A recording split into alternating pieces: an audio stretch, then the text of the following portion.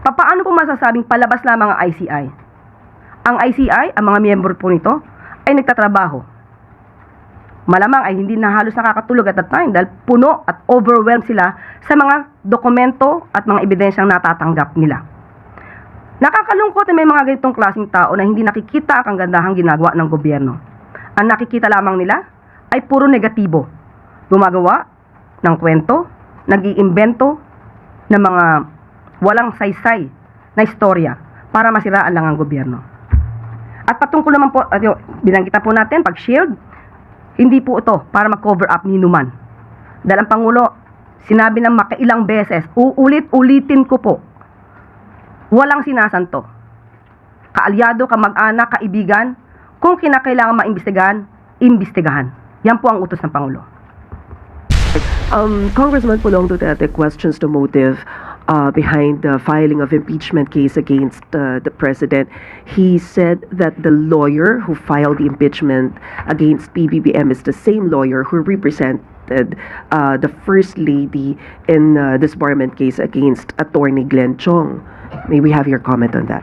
Unang-una po, gusto natin ipabatid na ang Pangulo po at ang administrasyon na ito ay hindi po eksperto sa paggawa ng intriga at hindi eksperto sa pagplanta ng ebidensya.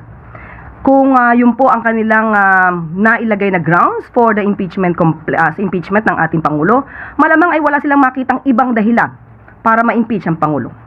Ito ay policy difference at ito ay hindi base or rather hindi ito magiging dahilan para sa impeachment ng ating Pangulo. Kung ang sinasabi niya ay ang nagsampa raw ng kaso ay abogado na nag-represent kay unang ginang or First Lady Liza Marcos, yan po ay walang katotohanan.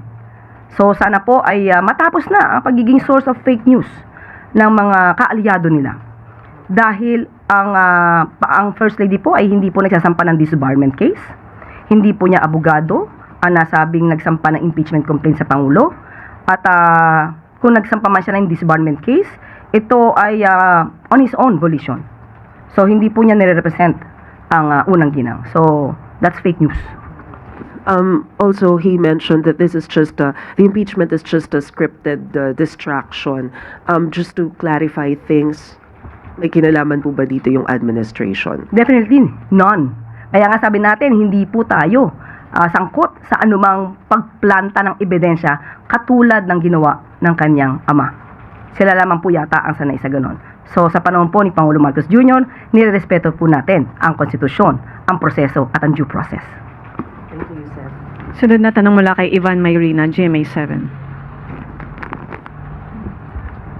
Yusek, good morning. Nagsalita ng Pangulo tungkol sa ICI at ang sinabi po niya in his words, lahat ng kailangan imbestigahan na nila. Maybe there are one or two other loose ends that they have to clear up. Does the President think that the ICI has done enough? Ayon po kasi sa unang mga binanggit ni Secretary Babe Singson at ni dating Commissioner, ICI Commissioner Fajardo, ang kanila pong tungkulin, ang kanilang task ay natapos na. So ang kailangan na lamang po dito ay ipunin, i-gather ang mga ebidensyang nakalap, pati po ang mga testimonya ng mga taong kanilang naimbitahan. Halos naman po ng mga taong kanilang inimbitahan ay pumunta at nakipag-cooperate maliban kay Congressman Pulong Duterte at kay dating Yusek Cabral. So with that, with all the pieces of evidence that they were able to gather, malamang po ay maisasampa or mairekomenda nila ang mga kasong dapat na maisampa.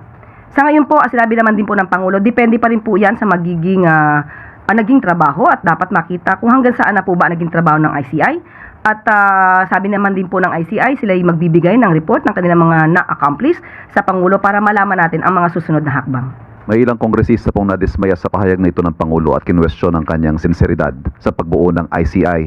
For example, Representative De Lima thinks that the work of the ICI is just, the ICI has just barely scratched the surface. Lalo't ang EO94 po sinasabi, 10 years daw ang dapat imbestigahan. At si Representative Ilago, tinawag naman niyang palabas lang ang pagbuo ng ICI at it was meant to create the illusion of accountability. At ngayon nga po, ginagamit namang basihan para sa impeachment ng Pangulo ang ICI na ginawa daw para i-shield ang mga allies ng Pangulo. How does the President intend to convince the public that he is sincere in his anti-corruption efforts in forming the ICI?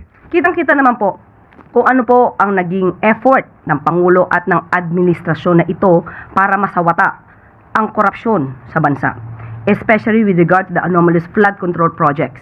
May mga tao lamang po talaga na hindi siguro makontento sa ginagawa ng Pangulo. Unahin ko na muna po itong binabanggit po ni Congressman De Lima. Unang-una po ay ginagalang po natin at nirespeto natin si Congresswoman De Lima. Totoo po, ang EO94, sinasaad po dito na lahat po ng transaksyon for the past 10 years ay dapat maimbestigahan. So tingnan lamang po natin, ano na po ba ang naipon ng mga dokumento ng ICI. Hindi pa naman po kasi tapos. Ang trabaho po ng ICI, nandiyan pa rin po. At tandaan din po natin, isa sa mga priority bills ng Pangulo ay ang pagkakaroon ng Independent People's Commission. So doon po siguro mas maganda na mapabilis nila kung ano man po ang gagawin nilang batas or bill para mapag-aralan ng Pangulo kung dapat ito ay maisabatas na. Pangalawa, patungkol po dito kay Congresswoman Piolago. Elago. Okay. Ang sinasabi niya ay palabas ang ICI. Palabas lamang ang ICI para mapagtakpan ang mga kaalyado. Unang-una po, hinga natin siya ng ebidensya patungkol dito. Hindi po ba siya ang nagbibintang?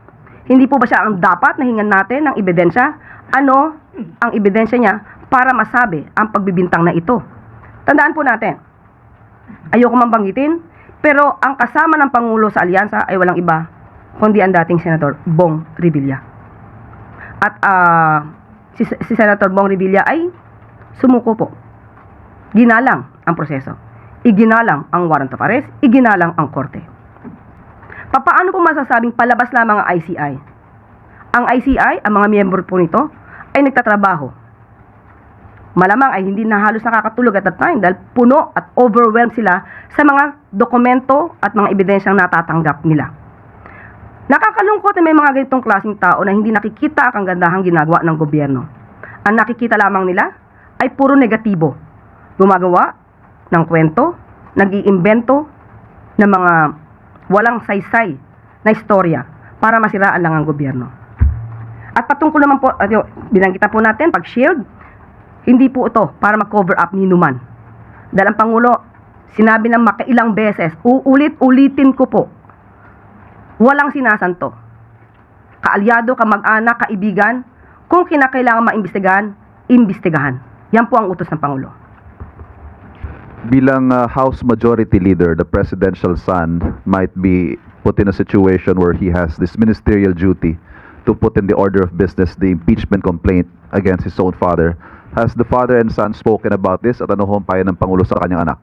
Hindi po nabanggit sa atin kung sila'y nagkapag-usap na. But lagi naman pong utos ng Pangulo sa kanyang anak, gawin lang ang kanyang trabaho. Hindi pwede rito ang kamag-anak, kaalyado. Kung ano po ang mandato ni Congressman Sandro, ipatupad niya po yun. Wala dapat siyang kinikilingan. Kahit ama niya po ang masasabing malalagay dito sa impeachment complaint. Salamat. Last question mula kay Rafi Ayeng, Daily Tribune. Hi ma'am, ma'am balikan ko lang yung libel case ni Representative Leviste against you. Natanggap niyo na po ba yung complaint? And what is the advice of the President for you to do? Personal ko na kasi yan. Well, anyway, Friday siya final. Monday, Tuesday, I don't think there is already a raffle to know the branch of the court. So wala pa po tayo. And I will not get the copy personally. I will just wait for the sheriff to serve the summons to me personally. Walang advice ang Pangulo dahil ito'y personal.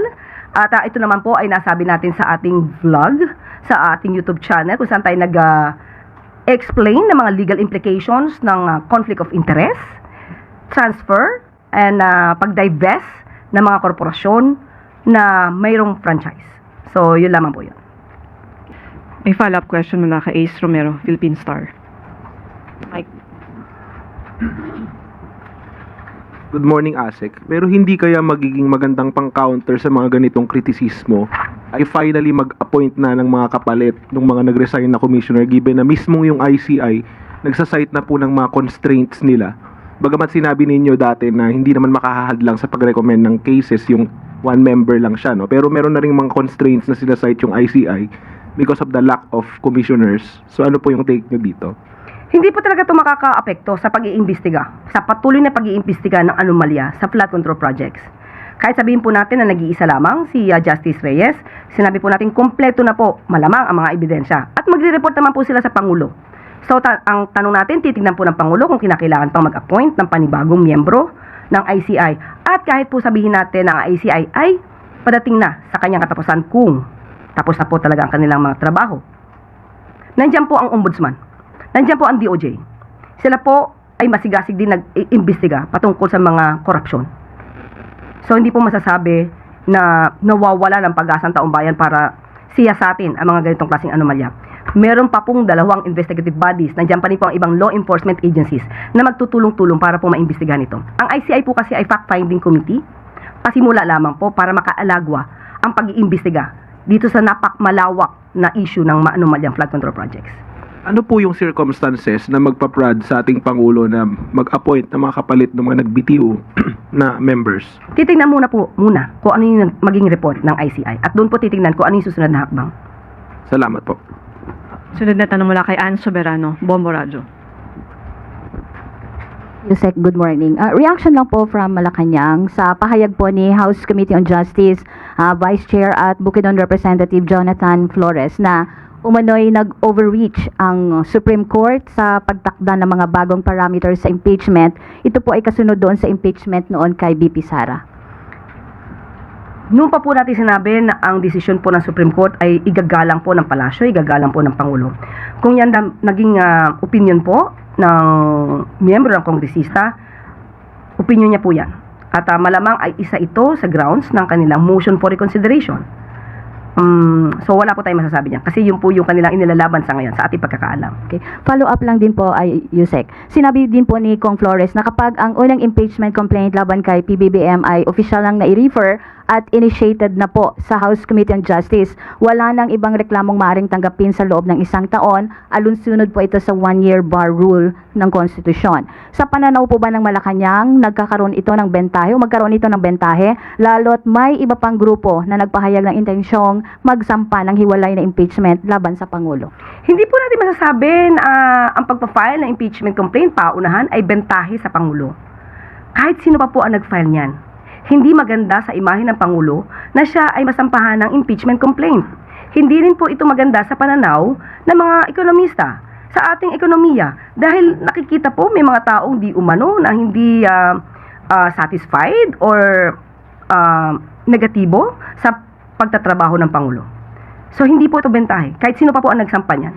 Hindi po maganda na makatanggap ang Pangulo ng isang impeachment complaint. Ma'am, last na lang po, follow up. May pahayag na po ba si Pangulo regarding po sa impeachment complaint na inahain sa kanya kahapon? Yun pa rin po. Kung ano man po ang nandiyan at maihain na impeachment complaint, igagalang po yan. At dapat lamang po sana, lahat po tayo, pati po ang mga miyembro ng House of Representatives, ay gumalang sa konstitusyon, due process at proseso.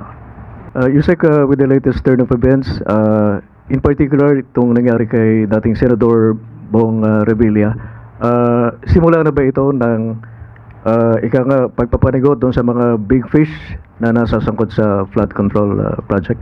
Hindi po siya simula. Halos nasa gitna na nga po siguro tayo eh. Dahil tandaan po natin bago magpasko, marami na po ang nagkaroon ng warrant of arrest. Marami na na-issue ng warrant of arrest. Isa rito, hindi lang siguro tinutulong ng iba, na big fish ang Diskaya. Sila po ay naaresto. Si Sara Diskaya ay napa-aresto, napakulong bago magpasko. So, hindi po ito yung initial na pagpapanagot sa mga sinasabing big fish. Yusek, follow up lang doon kay Senador Bong Revilla. Anong naging reaksyon ng Pangulo? Nalungkot ba siya lalo't alam natin na magkaalyado sila and kasama pa siya sa ticket nung huling senatorial election. Anong naging pakaramdam dito ng Pangulo? Una pa lang po nabanggit ang pangalang Senator Bong Revilla, doon pa lang po nag-react na po ang Pangulo. At syempre nagulat po siya dahil kaalyado niya po. Pero sabi nga niya po, makailang ulit sabihin niya, kahit nga po kaalyado, kung kailangan imbestigahan, dapat imbestigahan. One more question on my part, Yusek. Tungkol doon sa bribery attempts kay Ombudsman Crispin and SILG John Vic Remulla, worth 1 billion pesos each. Ang sabi nila na iparating ng nila ito kay Pangulo. At meron bang reaction dito ang Pangulo? At meron bang ibinigay na specific orders doon sa kay Ombudsman at saka kay SILG? Ang pakiramdam po ng Pangulo, hindi po siya natuwa. Ang reaksyon niya dito, nung binanggit po ito, ay hindi po siya natuwa. Dahil hanggang ngayon po, kahit na po nagpapaimbestiga siya ng korupsyon, mayroon pa rin pong gusto na mangurap, di ba? Sa mga opisyal natin na siya nagpapaimbestiga at tumutupad sa batas para maparagot itong mga corrupt officials o mga corrupt individuals na ito. Hindi po natuwa ang Pangulo, but wala siyang particular na inuutos dahil alam naman po niya na si Sec. John Vic at pati po si Ombudsman Rimulya ay maaasahan po para sa katotohanan at dedicated po sila sa kanilang trabaho. Salamat po, Yusek. Yusek, just a clarification or follow-up on Senator Revilla, no? Yung tanong kasi kanina, yung allegation niya na hindi na nasusunod yung due process, no? Under this administration. So, what do you say to that? Sa atin po, muli, ang gusto ng Pangulo, laging due process. Kaya nga siguro po nagtagal ang ibang pagsasampa ng kaso dahil kinakailangan pong igalang ang due process.